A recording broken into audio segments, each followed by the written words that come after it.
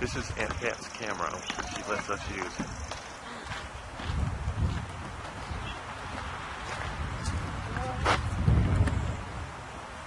North Burritt Union Cemetery. Memorial Day service.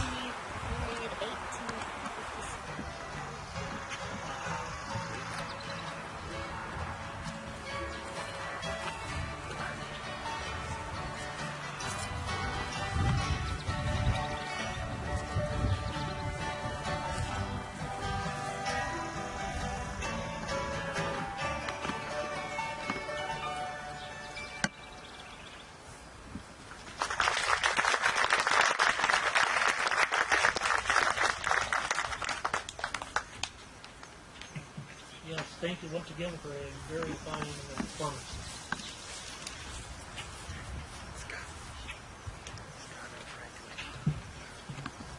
At this time, we're going to give a couple short notes on the Memorial Day. Chose May 30th to decorate children's graves, both the Confederate and the Union soldiers. In 1868, General John Logan issued a general order that May 30th would be a special day for honoring the graves of Union soldiers. General Logan was born in Jackson County, Illinois in 1826. After a distinguished service record during the Civil War, Logan was a member of Congress until his death in 1886. Going back, once he helped organize the Grand Army Republic in 1866. By his general order, the Grand Army Republic started up observance of Decoration Day and Memorial Day itself, speaking of war. Traditionally, Memorial Day is not observed here at the Burritt Union Cemetery on the Sunday preceding May 30th for more than 100 years, as I said earlier. For many years, the service in the cemetery was arranged by the cemetery trustees and lay witnesses taking observance each year. Citizens who either live in the community or have lived here in the past or their roots in the Burritt area, and they have loved ones that life rest in the Burritt Cemetery.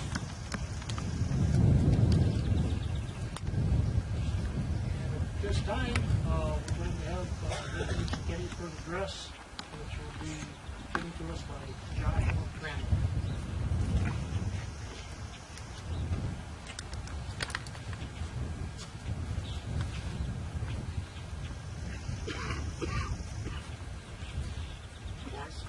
Than 7 years ago, our fathers brought forth on this continent a new nation, conceived in liberty and dedicated to the proposition that all men are created equal. Now we are engaged in the greatest war, testing whether that nation, or any nation so conceived and so dedicated, can long endure. We are met on a great battlefield of that war. We have come to dedicate a portion of that field as a memorial resting place for those who gave their lives that that nation might live. It is altogether fitting and proper that we should do this. But in a larger sense, we cannot dedicate, we cannot consecrate, we cannot hallow this ground. The brave men living and dead who struggled here have consecrated it, far above our poor power to add or detract. The world will little note nor long remember what we say here, but it can never forget what they have done here. It is for us, the living rather, to be dedicated here to the unfinished work which they have fought here that have thus far so nobly advanced. It is rather for us to be dedicated to the great task remaining before us, that from these honored dead that we take increased devotion to that cause for which they gave their last full measure of devotion, that we have highly resolved that these dead shall not have died in vain, that this nation, under God, shall have a new birth of freedom, and that government of the people, by the people, for the people, shall not perish from here.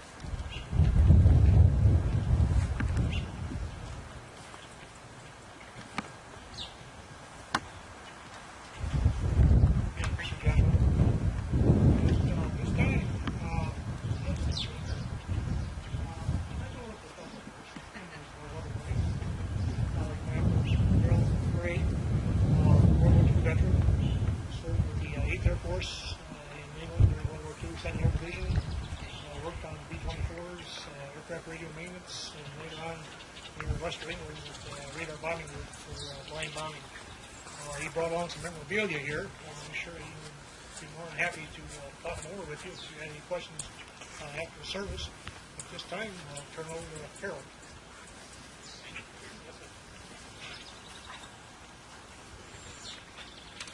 Well, as you see, 54 years have made a difference, but I still get into it.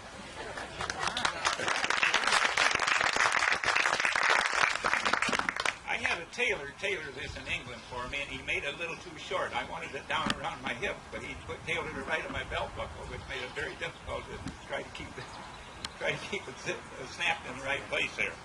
But there was a tailor, and I took it down in Norwich, England, and I took it to the tailor, and he took a look at it, and he said, "Oh, I can handle that without any trouble." Well, because it was actually too long before, so he made it too short. Thank you, Richard. You did a good job up here. Well, I don't want to bore you with anything today, and if you feel bored, well, you can just get up and walk out. But I made a mistake one time, and John back here will remember that. I told some people that at the church one time down here at the Brethren Church that if anybody gets bored or is not happy with what I'm saying, they can get up and leave, and a whole bunch of them got up and left. I think they did it on purpose. I think John had something to do with that. Anyway, well, let's kind of fill in on a little information just before I start getting into the World War II problem here. My wife and I were married in October of 41. I was just a green kid off the farm in 1940 when I got drafted. And I didn't have any idea what it meant to be drafted. I had no knowledge whatsoever of what military life was like, except my dad had been in the Army in World War I. But he had only served about 6 months. My grandfather has been in the military in Chicago at the big riots in Chicago. I think they were something to do with the railroad riots in 1917 or 18. And my great-grandfather was in the Civil War as a rifleman down in the battles in Virginia. He spent about 4 years in the Civil War and then ended up down in central Illinois, homesteaded a farm and raised 12 children. So evidently the war had something good for him. But my grandfather was the youngest, next to the youngest of those children, of those 12 children. And then, of course, my dad was born of, I think there were 6 or 7 of them in their family. So when I was born, I was the first one born in Dixon, Illinois, right outside of, right near a little town in Netchusa. If you've ever been in Dixon, you'll have some idea where that's at. It's not a very big burg, but I think it was Mr. Regan lived in that area and went to school down there. But that was about 8 years before me. I appreciate that fact. So I was 21 years old when we were married in 1941, October 18th, and we will celebrate our 58th wedding anniversary coming up this October. As I said, as I signed up for the draft, I had no knowledge whatsoever what anything was like, because I'd never talked to anybody about Army work business or anything. So when I got married, I thought, well, I'm married, and they'll never take me in the Army. So I figured, well, everything's fine until Pearl Harbor. Pearl Harbor kind of changed the thing, because in 30 days I was in the Army and didn't even know what it was all about until I told them I wanted to go into medics, because I had come from the Brethren Church up here. These people are pretty much peaceful people, and they didn't think it was a good idea to go out and shoot your neighbors. And I thought I'd join up with the medics and become a medic. Well, what happened was, when I got sent down to Arkansas, instead of being sent to the medical detachment in Arkansas, they put me in the infantry, because they wanted infantry people down in the South Pacific. At that particular time, the war was getting pretty heavy in the South Pacific, and they wanted infantry down there to land on the islands and keep the Japanese from taking them over. So I stayed in that outfit that was a rifle company, and a rifle platoon, and a rifle regiment. And that was called let me see if I can remember the number, the Company D of the 66th Battalion of the 14th Training Regiment, and it was called BIRTC, Branch Material Replacement Training Center. The reason was that they needed people, especially foot soldiers, to go into the islands and work in that area. So I thought I'd really had it by that time. I didn't get in the medics, and they wouldn't let me go to the medics. I tried to get into it, but they told me I had to stay in the outfit I was in. But it just happened to be so that there was a company commander in this outfit by the name of Captain Ayres from Woodstock. And Captain Ayres called me in one day and he said, McCray, and, in the Army they refer you to your last name. That way they know for sure they're not going to make a mistake on who you are. But he says, McCray, you've got some background in electronics and electrical work. Would you be interested in anything like that? And I said, boy, yes, sir. Boy, I tell you, in a hurry. First thing I knew, he said, well, I've got a friend that's forming a Signal Corps service group in San Antonio, Texas. And if you'd like to be in that organization, if he can use you, I'll let you know in a few days. Boy, I watched that bulletin board every morning to see if my name was up there, and it wasn't too long. I think about 4 or 5 days, there was my name up on that bulletin board. You're going to San Antonio, Texas, to the Signal Corps. Well, unfortunately, what happened was, and that's why I'm wearing a lot of these different emblems here, are for various services I was in. I was in quite a few of them. But what they did, they sent me to chemical warfare first, for some unknown reason, because they didn't have room for me in the Signal Corps. So I was in chemical warfare for about 2 months in San Antonio, Texas. And then the next thing they sent me to was the Signal Corps, which I wanted to get into. I thought that was a good idea. I was going to get radio, so I went to radio training for 13 weeks there. Well, that was fine. Then eventually they said, well, the Signal Corps is not going to be very useful except in radio in the Air Force, so we're going to put you in the Air Corps. So here I've been through I've been sent to the medical detachment, but went to the infantry, finally got into the chemical warfare, and then I'm in the Signal Corps, and now they say I'm going to go to the Air Corps. And there was no Air Force at that time, it was Air Corps. So you see, that's the things that's happened to me over those years. There's the first year, that's all happened over the period of about 6 or 8 months. That's all amounted to, because I left San Antonio in November 42 and headed over to Georgia. By the way, yeah, I going in through Camp Grant is where I went in through. I wanted to tell you about that. And we were transferred to Georgia, to Army Air Base at Georgia. And it was Waycross Army Air Base. And there, we went from there to Daniel Field, Augusta, Georgia. And we were there about 3 months, and that was in April of 1943. By this time, I began to understand what Army life was like as far as the Signal Corps service and as far as the Air Corps. And I took a lot of training and a lot of work. We did a lot of variations of things in our particular training in order to know what we were going to do. But the main thing we were trained for was aircraft radio. But it didn't take long after we left Waycross, not Waycross, we left Daniel Field, Augusta, Georgia, and went to Camp Shanks, New York, for port of embarkation. And that was in May of 1943. And on May 9th, 1943, we got on board the Aquitania in the harbor at New York and started for somewhere. We weren't sure. Everybody said we're going to Africa because they landed, Eisenhower had landed the troops and they'd made an invasion into Africa, North Africa, and we thought we were going to North Africa. That was khaki clothes and your mosquito nettings into ODs, into what they call olive drab uniforms, which meant you are now going to England to be in the Air Force, the 8th Air Force at England.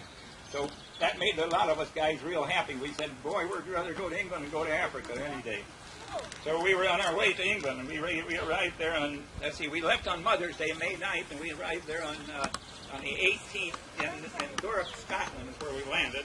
And they took us by train down to a town north of London, about 90 miles north of London, which was called, Norwich. I'm sorry, the town disappeared from my mind. So we ended up in Norwich, England, at the 458th Bomb Group, and that's where we found out what our job was going to be. So the next thing we did, they had us trained give us some training to put different types of landing systems, blind landing systems in aircraft, and that was the thing we were doing there. By the way, I forgot to tell you about on the shipboard, before we left the ship, there was a bunch of guys seasick, and I was one of them for about 4 days. And one of the stories that came out, there was a man out on the deck looking over the rail, and he was kind of letting go of his meals. And another guy came up to him and he said, "Say, have you seen the moon come up yet?" And he said, "Boy, if I ate it, I have." So I remember that. I never been on. I had to come back on the Queen Mary, but I got seasick 3 days on the Queen Mary when I came home. But anyway, we had over 8,000 men on board that ship, and when we got to England, we transferred them all into, they transferred them to different trains and different vehicles, and they went to different places. About 50 of us went to the Philippines and Norway, and that's where we started our jobs there. Do you remember that one? Joel Rudd. His date of death, December 25th, 1856, War of 1812. James Benson, December 17th, 1861, Civil War. David Atkinson, January 26th, 1863, Civil War. Henry Cook, February 13th, 1863, Civil War. James Redd, February 14th, 1863, Civil War. Robert Andrew Hayner, May 9th, 1863, Civil War. Oscar Johnson, July 28, 1864, Civil War. Peter Knight, July 11, 1865, Civil War. Alfred Cox, October 10, 1865, Civil War. Thomas Devlin, June 12, 1865,